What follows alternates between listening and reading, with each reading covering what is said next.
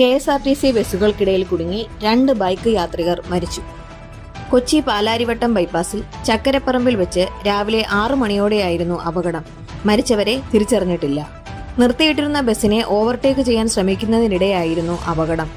നിർത്തിയിട്ട ബസ്സിൽ ഇടിച്ച ബൈക്ക് പിന്നാലെ വന്ന KSRTC ബസ്സിനു മുന്നിൽ കുടുങ്ങിപ്പോവുകയായിരുന്നു. അപകടത്തിൽ ബൈക്ക് യാത്രക്കാർ തൽക്ഷണം മരിച്ചു. ബൈക്ക് പൂർണ്ണമായും തകർന്നു. KSRTC ബസിന്റെ മുൻഭാഗവും തകർന്ന നിലയിലാണ്.